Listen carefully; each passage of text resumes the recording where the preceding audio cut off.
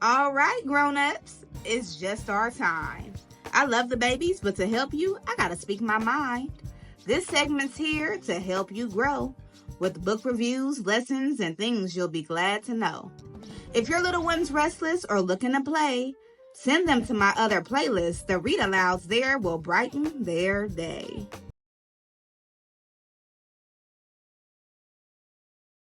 Hello, beautiful people. Welcome back to the Teacher Lady Show. Thank you for joining me on this episode of the Teacher Lady Speaks. I'm Miss Erica, the Teacher Lady, your fairy godparent when it comes to sharing joyful stories and growing young minds. Now, every single week on the Teacher Lady Show, we have a different topic and multiple episodes to support that topic, okay? This week's topic is all about missing a parent and separation. So whether that means the child is missing a parent because they're incarcerated, maybe their family is military, and so that's what caused that separation, or even the sad reality that some children experience, which is the loss or the death of a parent. This week is there to try to support you as that caregiver or that loved one to be able to help them. So we started this week off on Monday. We had 2 episodes of the Teacher Lady Reads, which is our read aloud. Okay, so those are for the children, the littles. We had our time apart, which is all about the separation of families because of military. And then we had Knock Knock, which was the separation of a boy from his dad due to him going off to prison. So those 2 episodes are there for your children to check out. And then on Wednesday, we had the Behind the Book reviews. Now, that's where I let you know, how do you utilize this book as a resource to have a more robust conversation with your child? How do I use it to ask questions or answer questions and just overall help and support them? And then today, Friday, this is the Teacher Lady Speaks episode. Okay, so this is the meat, if you will, of the show. This is the professional development, that crash course. This is where I give you resources, insight, and personal experience from over 14 years in education and currently being in educational leadership. So this is where I say, hey, I get it. I understand because I've supported other families and other students with it. And here are some things that might be able to help you out. All right. I know that was a mouthful. I'm glad that y'all are with me. You ready? Let's grow. Explaining separation to a young child. So when you are explaining to a child that they are separating from their family, it is important. It is crucial that you are as honest as possible, given some circumstances. One is their age, right? Are they at an age to where they can truly receive the why? So maybe their parent has went away to prison for the rest of their life because of murder. If they're 3 years old, I do not recommend you give the entire truth, right? We're not going to give the whole story. We're going to make sure that we tailor it, that it's age appropriate for a 3-year-old. So the first is to be as honest as possible, given their age, their developmental levels. Just because a child is older does not mean that they have the mental capacity to receive whatever information you're trying to give to them. And so that is another thing that needs to be taken under consideration. And then lastly, weighing the harm versus the benefits of whatever information you're going to tell them. So you think about those 3 things, and then you sit down with that child and you give them as much truth as you can. I would not tell a child that their parent is off at Disneyland if they're serving a sentence in Florida State Prison. I would not sell that fairy tale. And here is why. Processing any sort of trauma or hardship or what have you is already difficult. It becomes even more difficult once you realize that you had been lied to about a situation. Okay. Also, it can damage and break the trust between you and that child, you as that caregiver, that guardian, or when inevitably they do find out the truth. So being as honest as early as possible is going to be helpful. So if I had to define the topic or I had to explain it to a child, I would sit down and I would start talking. Hey, you know that your mom loves you. Do you know that your mom loves you? Do you feel that? You can hold a conversation. Well, you're not going to see her for a while because this. or this is what took place. And maybe it's immigration, maybe it's prison, maybe it's something in between. But I would explain that to them in a way that is loving and honest and open for conversation and dialogue. Now, ideally, that parent would be able to explain why they're leaving or why they're missing. Okay. So if they are, going to another country because there is an immigration issue or something like that, have them get on a phone call, a FaceTime, some sort of communication directly with the child. If it is a situation to where their parent is incarcerated, can they write a letter before that parent gets deployed? Can they explain the situation? Ideally, depending on how involved that parent is, have them explain what is happening, because that would also help to give the child this sense of connection, this sense of understanding, and it opens them up to ask questions directly to the person that is going to be missing. So take all of those things into consideration and formulate the best plan for your family, but definitely want to answer the questions. Can this child understand the information that I'm about to present to them? Am I mentally prepared for the aftermath of what's going to happen? Should I have other people here to help support me as I relate this information or give this information away? How old is that child? These are some of the questions you kind of want to ask when you're thinking about how to explain that situation to that child, okay? And hold grace, because it is very, very difficult to be ripped away from a parent. So every single week, we compare the state of Texas to the state of California to better understand what it is that your child might be learning, okay? So in California, the topic of missing a parent aligns closely with the state's health education standards and transformative social and emotional learning, or TSEL competencies, okay?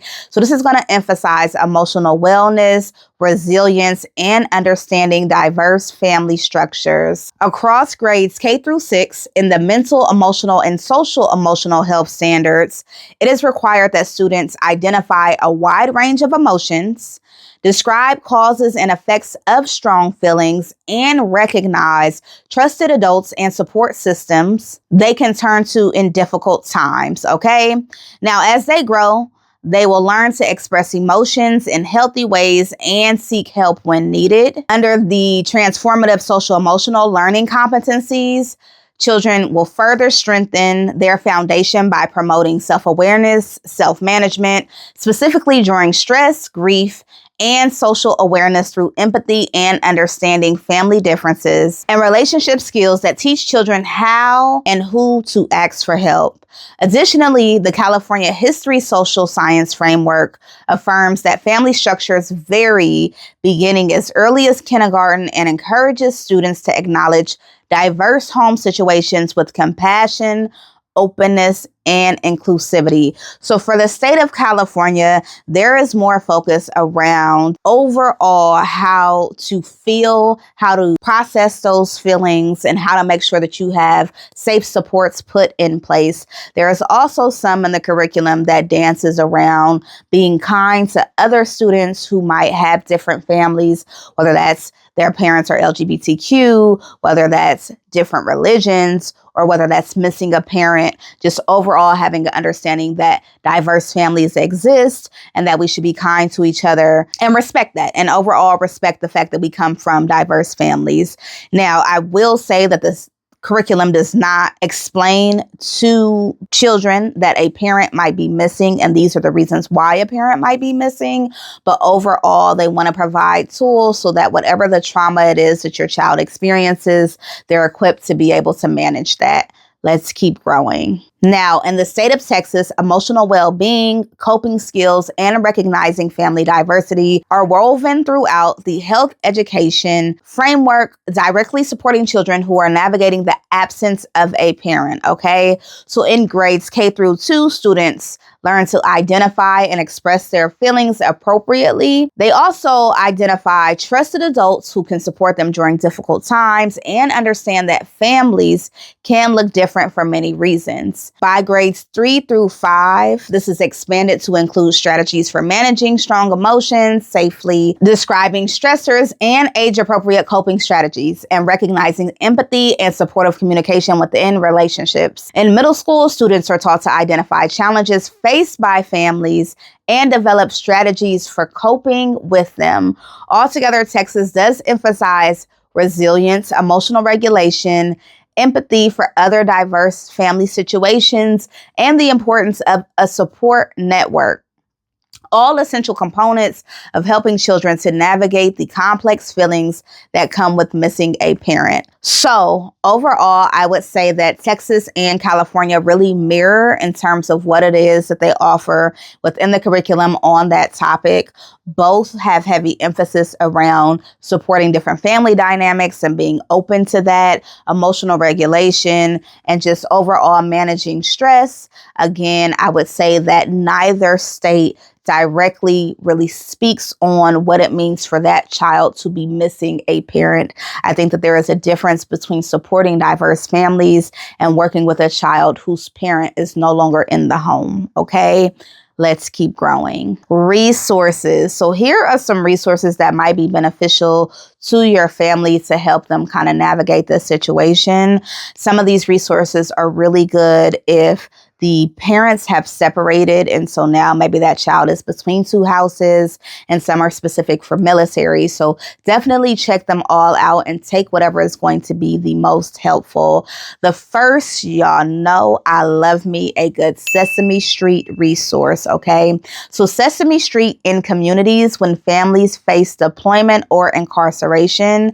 Sesame Street offers videos, parent guides, and activities featuring Elmo and friends supporting kids through deployment, incarceration, addiction recovery, and separation. Characters model coping skills, naming big feelings, and staying connected through letters and routines. Families appreciate the gentle, culturally responsive approach and just overall the ability to have another resource to help them to have these uncomfortable and consistent conversations that will happen. So definitely check out Sesame Street. The next one is going to be Military One Source Parent Separation Support. So this resource is specifically for the parents that are deployed or being deployed or having to move. Okay. So this resource provides guidance for families navigating deployment and long distance parenting. Kids can watch videos, complete activities, and learn how to handle worry or sadness. I also think that this is a really powerful resource for children who are not in military families, because the activities really do help children to understand that their situation is not unique to them, that children have similar hardships and struggles in terms of missing a parent. Okay, so check that one out. The next one is going to be Military Kids Connect, and this one helps children grow up in military families by providing them, their parents, and professionals with programs, resources, and guidance, helping the child stay on course academically, socially, and emotionally. This is an online hub, and it has games and videos, but it also has peer support for military children, for children ages 6 to 17 years old. And this is to help to navigate that deployment and other challenges that they'll face because of the deployment. Okay, so this is going to feature tools for resilience, but also community building and emotional expression. So I would also check that one out. The next resource I am going to discuss is called National Resource Center on Children and Families on the Incarcerated, or NRCCFI. NRCCFI offers child-centered videos, storybooks, and printable caregiver guides that help kids understand incarceration without shame or fear. The site emphasizes emotional safety, open communication, and maintaining healthy connections when appropriate. It is a trauma-informed, culturally aware, and extremely affirming. So you definitely want to check out this resource if it is a situation to where a child parent is incarcerated. Look that up. And as the kind of guardian in this situation, they have a lot to be able to support you through this as well, because you got to keep your mental health intact, okay? The next resource we are going to discuss is samhsa.gov, okay? So this is resources for children with parents in recovery. So this family resource center helps children understand addiction recovery and separation during treatment. Their guides use simple language, visual charts, and emotional vocabulary kids can relate to. Caregivers learn how to reassure children that they are safe, loved, and never responsible for adult problems. Now, that is going to be a huge one to combat when it comes to children. Oftentimes, they will blame themselves for that parent leaving. And so to consistently reiterate that it is not on them is huge. And this government resource is super helpful in finding the proper language. Okay. The next resource we're going to discuss is based out of Australia, and that's called Feel the Magic. Feel the Magic is an Australian nonprofit offering specialized camps like the signature Camp Magic and programs, virtual and in person, for children and teens 7 to 17 years old. This is going to be for children grieving a parent, a sibling, or a guardian, providing evidence-based grief support, peer connection, self-regulation skills, resilience building, and mentorship to combat isolation. Okay. The key programs include Camp Magic for general bereavement, and Let's Talk Suicide camps for those that are struggling with that idea. Okay. It's also going to help kids process complex emotions and build coping strategies in a safe, non-judgmental space. This resource was everything, and I really, really enjoyed even the information that I just read about on their website about what it means for a child to lose a parent. So even if you're not looking into the actual camp because of the pricing or whatever, I still encourage you to check out the website.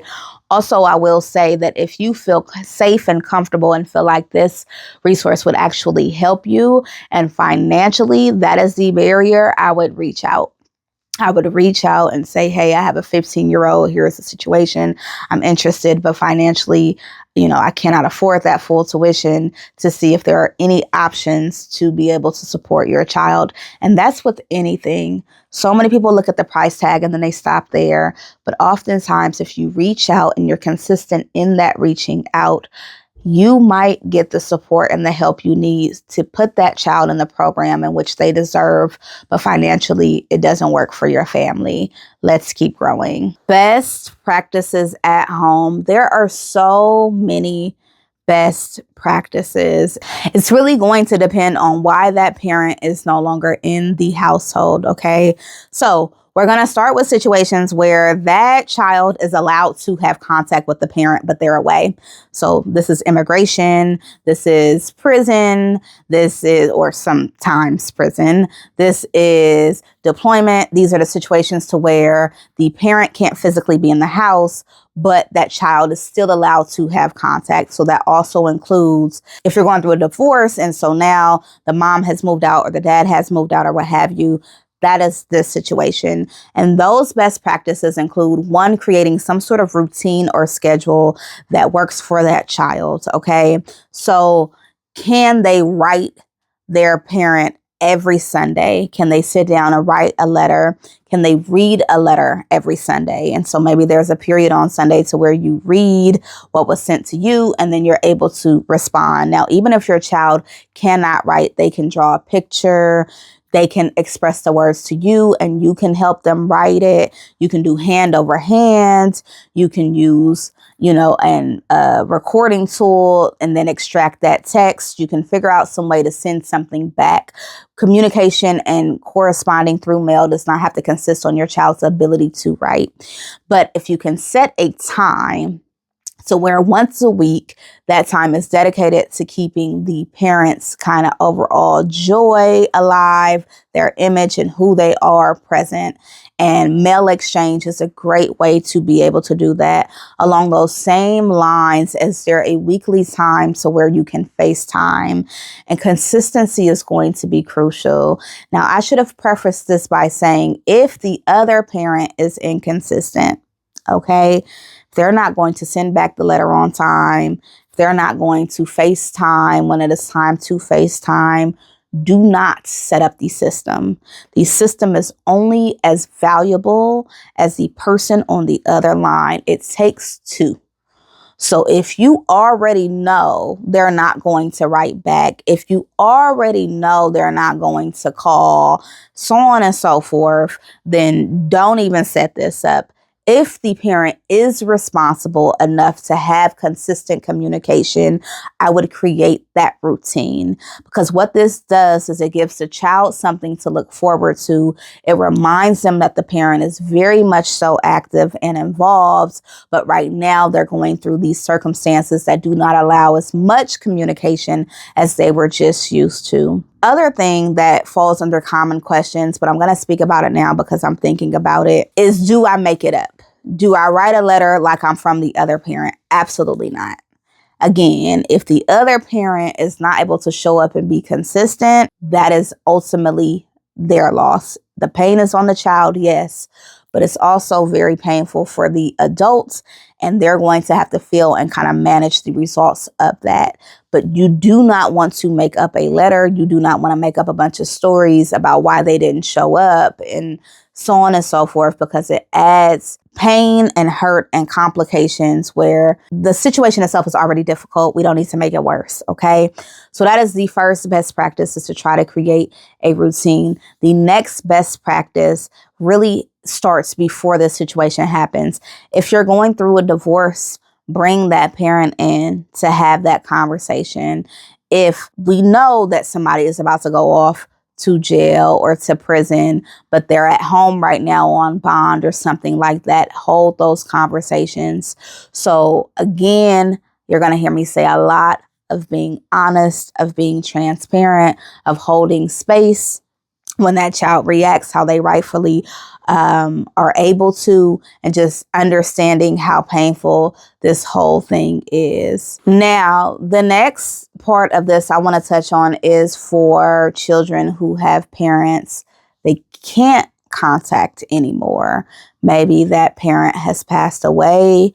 Maybe whatever they did to go off was so horrible that for safety reasons they can no longer be in communication. Maybe the parent has decided to walk off or walk out their lives and just not be involved. And in those situations, you have two approaches. The first approach, if it's a situation like grief and they were an excellent parent and then they've passed away, is to keep their legacy alive. Okay. So what does that mean? Have a section in your house that has photos or maybe letters or trinkets or just memorabilia that child can kind of go and sit with and kind of connect to them. Along those same lines, another best practice is to figure out what your family's kind of religious beliefs are or thoughts about communication in that afterlife, because sometimes there's a lot of comfort for that child to write a letter to a person even though they're deceased, or for them to speak about a person even though they're gone. And so really explore what you're most comfortable with and then offer that up as a resource for that child, whether it's having a section in the home for that parent. So overall, you want to make sure that that child has a resource for being able to express themselves. Is it you? Can they talk to you about how much they miss that parent? Can they talk to you about how they're feeling? And if they never knew the parent, maybe that parent passed in childbirth, or something happened really, really early in the child's life and they never got a chance to meet them, allow them to create the story of that parent. And this way, I do think it's appropriate and I do think it's healthy, because you didn't have the relationship. So you didn't know what the relationship would be. So it's completely okay to think that it would have been one that is beautiful. It is okay to let that child have their imagination and the picture of what their life could have been and would have been. A lot of this has to do with understanding the child and knowing how best to support them because of their personality type. If you have a child that is more artistic and they express themselves through drawing, through art, through Play-Doh or what have you, you're going to set those things up and then open up a discussion from there, whether the parent is still involved or whether they've passed away. If the child is more closed down and shut down and they don't like to verbally express themselves, art is also a good way to be able to do so. I remember teaching, and I had so many kids because somebody had called off that day. Anyways, one of the students that I was working with, I had never worked with him before. And he was drawing this picture and I couldn't really make out what it was. And there was this blob of like red in the center of the picture. And again, I didn't know what it was. So I was like, what's that? And he had to have been like 5 years old. And he was like, my uncle dead. What I found out is that he witnessed his uncle bleeding out in his home, okay, as a young child. Now, his parents did not call the school to inform us, so we weren't able to, prior to the situation, get him any supports or therapy or anything like that because we didn't know what was happening. But the art, as painful as it is what opened up that communication to be able to get him the help that he needs. You have other children who are extremely vocal in their feelings and their emotions. I've spoke to some 7-year-olds that sound like lawyers. Okay. They can articulate themselves very well. And in that sense, a sit down talk, conversation might work just fine. So finding the best way for that child to express what it is that they're experiencing or feeling, what it is that they desire is going to be crucial for all of this, clarifying that it is not the fault of the child's. I will be very honest and say, I didn't grow up with my dad at all. The first time I met my father, I was 6 years old. I was walking in to see another family member along with my mother and my sister. And my mother had pointed out my father and said, look, there goes your dad. I run up to him to give him a hug. I'm yelling, daddy, daddy. It's like a movie for me. He pushes me physically and tells me that he's not my dad. I don't really hear from him again. And I got a phone call last year to say, hey, your dad is dying. He would love for you to come see him. I did not go to see him because I don't know you. And that situation, the entire situation really crushes you. And I think as a child, when I think back to what I needed, because so many of these episodes, personal experience mixed with like educational experience, mixed with college or whatever, but personal experience, what I needed in that moment was to be told that I was loved and that I was special. It was less about what my dad should have done or could have done. I remember my mother going off and cursing him out and yelling at him. And I remember her talking to me, cursing, not me out, but still cursing and raging about my dad to me. And what I needed was for him to not get any more attention. What I needed is for all of that attention to be on me. What I needed is to be held, to be reminded of how beautiful and how brilliant, because when a parent is missing, it's almost default to think that it is your fault, especially if they take care of other children. Okay, which is a whole nother can of worms. And so for you as that guardian, that caregiver, give that to the child. I think that you're gorgeous. I think that you're wildly brilliant. I believe that it would be such a blessing and honor to spend time with you. I'm so glad I get to spend time with you. Give that focus back to that child because they are going to need to be built back up. Whenever you experience tragedy and trauma, especially around a parent, you now have to combat the fact that somebody made a conscious decision, like in my case, to not be there. If the child's parent is in prison, you made a decision to put you there, especially if they're not innocent, right? You made a decision that was still going to get you removed from me. If they're being removed because of immigration, you have now left me. And so it becomes very easy to think, me, I'm the reason, I'm the why. What is it about me? What don't you like? What could I have done differently? Please come back. All of those things can get internalized and you're going to have to combat that. Okay. And then The other part of this is, again, if appropriate, that child can also decide sometimes how much communication they have with a parent, if that's something that they're ready for. If that parent has caused great heartache, great pain, maybe they did something awful or hurtful, maybe they did get deported, but then they stopped talking to their own child for 3 months or 6 months or what have you, you forfeit a lot of the right to decide what happens next, right? If you have severed those parental rights, if you have abandoned your child, then it does not belong. That decision of when they come back and how they love you is no longer up to you. It's no longer up to that parent. And so giving that power and that agency of decision making back to the child is also going to be important. So it's so much. It's so many layers when it comes to this. But the most that I can tell you is to be a support system. Love that child as best as you can. Get them additional help and support and resources. And we can now go into the when to seek help. You're already there. Seek it. If the child is missing a parent, seek help.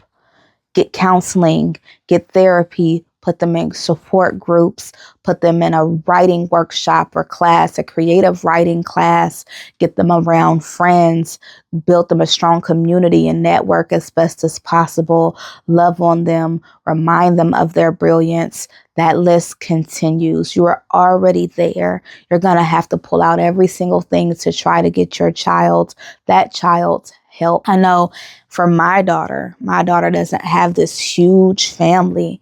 She doesn't have a bunch of grandparents. There are people in her life that were there in the beginning, and she's only 7, that have, for whatever reason, not been able to be there now. And the approach that my husband and I take is trying to get her as much safe and love as we possibly can. So she goes to school an hour and 30 minutes away from her home, because at that school, they have people there that I think genuinely care about her. They have art programs that I think she'll enjoy. She goes to a dance program 45 minutes away from the school. That's an hour and a half away from the home. Why? Because of the dance program, I think that it will help her to be able to physically express herself and release some of those emotions. So as the parents, as the guardians, as whatever, we don't have like everything at our disposal. We don't know all the answers, but we go seek help and we go the extra mile whenever possible to make sure that that child is loved and cared for and okay. And then the last thing that I will say is that we do not torture children. So if that parent is not safe, if they are struggling with substance abuse to the point to where they cannot communicate in a way that is fair for the child, sometimes no contact is best. And that is extremely hard as well. But sometimes that pain of having them there and talking to that child crazy and treating them crazy is a lot worse than being just no contact. So just think about it. Analyze it, reach out for additional support and help.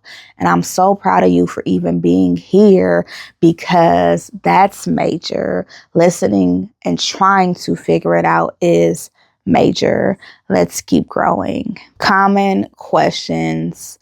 One is how to support children who are experiencing divorce.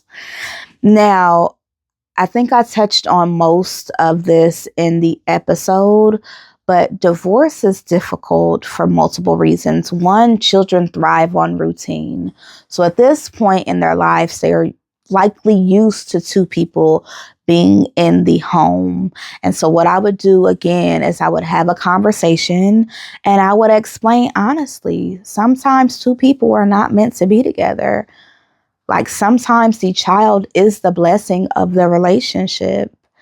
And then I would let them ask you them hard and uncomfortable questions, and I would answer as best as possible.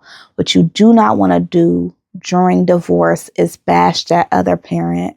What you do not want to do is have such a poor co-parenting relationship that now that child is lying to both of y'all, pinning you against each other, leaving out information, so on and so forth.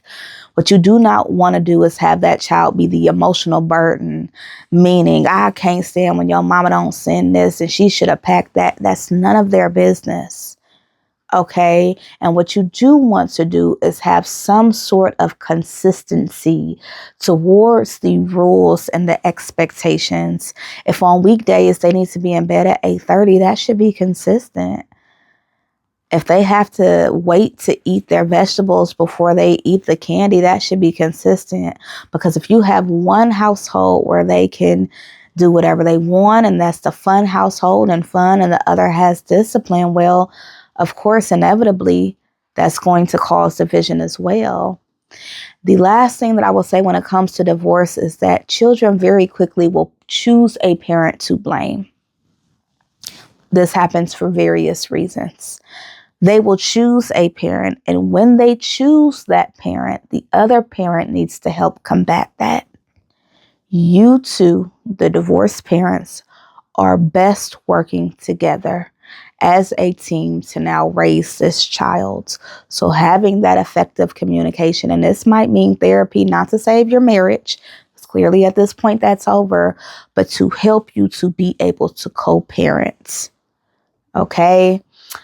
Let's move on to the next question. What if the next parent might not return? Now, I'm not sure exactly what you mean by this. I'm going to assume maybe it's a situation to where the parent is incarcerated and you don't know when they'll return, or they've moved or something like that. I would tell you to focus on stability, focus on what you do know, and give them that information. Focus on creating a routine of some sort. Focus on loving them, focus on caring about them, focus on getting them support and therapies. All of these questions pretty much have the same answer. It's like the next one. How do I help my child still feel like they're part of the family, even though this parent is now missing? Again, you show up. When I tell you children don't need a lot of people, they just need solid ones. You could have 50 people in your family and still feel alone, still feel uncared for, still feel unloved. Okay. So it's not quantity. It truly is quality. Make yourself available, build their self-esteem back up, keep that legacy of the person alive when appropriate, and keep a routine where they can write or FaceTime if also appropriate. And if not, you do the best that you can. And you let them know that it is not their fault, that who they are is so special and so spectacular, and that the situation is unfortunate, but it has no bearing on you. It took me 30 years to figure that out. I was not raised with my dad. I left my mom early going into foster care because of her own issues. It wasn't until very recently that I realized my parents not showing up was not my fault. Wasn't my fault that they were broke. Wasn't my fault that they didn't have effective communication skills. Wasn't my fault that they were angry. Wasn't my fault that I was being mistreated. None of that is, I gave all that back, but it took a long time. So if you can, don't have it take that long. Get help early, get support for that child early, and try your best to show up in a way that works for both of you, because you're also human. So there is a balance there. Whew. Wow. This was an emotional episode. We have those. I feel like a lot of these topics, the reason for the show was to choose topics that are hard for parents, that are hard for educators. I purposely chose things that I see children struggling with, that I see parents struggling with. And this is one of them. I'm so grateful that you stuck through this week's topic with me. Thank you for learning with me, for growing with me, for being part of this book-loving community. Give yourself a pat on the back, because you are showing up. If you're listening, if you're watching, you are showing up, and that's major. A little about myself, if you did not know, I am also an author and illustrator of 9 beautifully diverse books. I need to stop saying a number because it's about to be 10 and then 11 and 12, but I do have a line of Teacher Lady hardcover children's books that I would love for you to check out. And those books encouraged a program called the Empathy Library. And the Empathy Library is a book pay it forward program where you donate what you can. That money purchases books to children that need them. Okay. And it is intentional libraries. So if that is a little Black girl who is interested in being an astronaut, she would get books that zone in on her identity. Okay. So check out the Empathy Library, my other books. Thank you for learning with me, for growing with me. And until next time, remember to enjoy the moment or go be a joy in the moment. Bye.